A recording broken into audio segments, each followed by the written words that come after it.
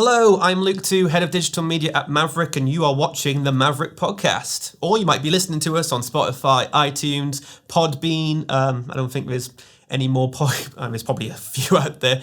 But today we're talking about pain point posting. Now, pain point posting, you might have seen a lot of our social channels, and we talk a lot about the pains of clients. So every time that you create a content post, you create an article, what you're talking about is the pains of your audience. Now, what are the pains of your audience? How do you find that out?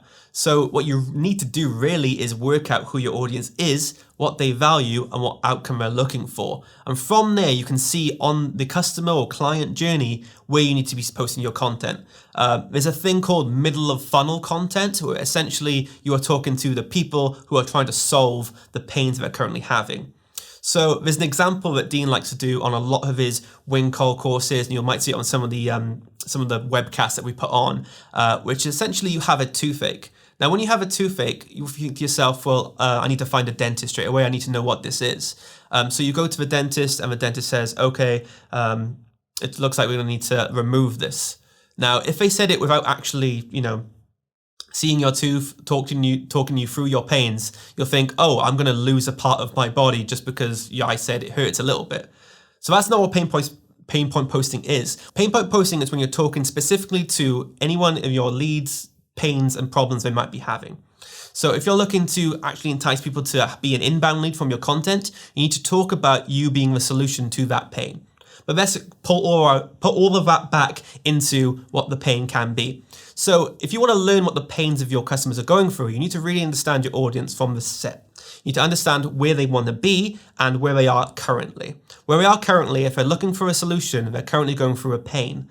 Now that pain, you need to really work out, figure out, and dissect within your content.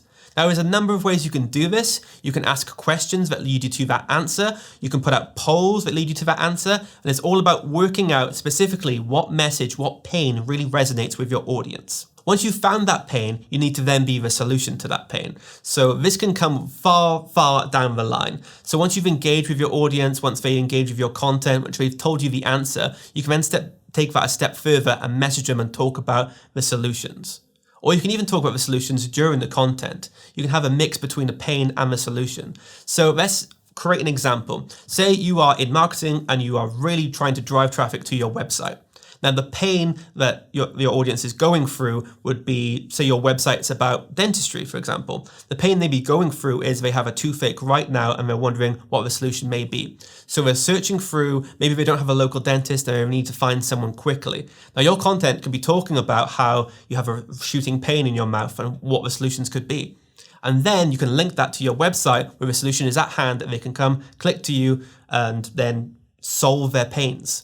Now that can be replicated across the board. You could be a mechanic with a car problem when you talk about the problem a car might be having, and then down the line they'll come to you because you have the solution to that problem. Why do they come to you? Because they know you understand the problem. You know you understand their problems. If you're simply delivering solutions in your content, all you're saying is, we can do this, we can do this, we can do this. But the results of what you can do, if that's just presented on a platform, the audience will either have to be looking for it directly, or they'll just skim right past it because it's just another sales post. But if you talk about the pains, so if you say, I'll go back to a mechanic, is your car making this strange noise and you don't know what it could be? You think to myself, yeah, it happened this morning. I haven't got it checked out yet.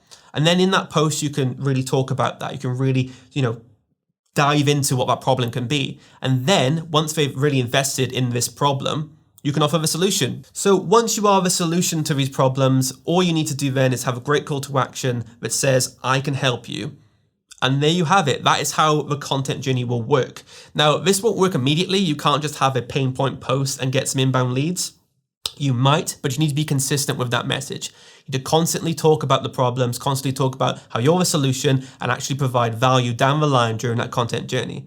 So pain point posting is a practice you can add, but you can also do a lot of different content techniques and tips and strategies that will help you down the line. We have a great webcast called Content That Converts, which can really help you with that. So if you are on our channel right now on YouTube, click on our link on Maverrik and check out our Content That Converts webcast. You'll see it on the bottom in our live shows. We've got quite a lot going on.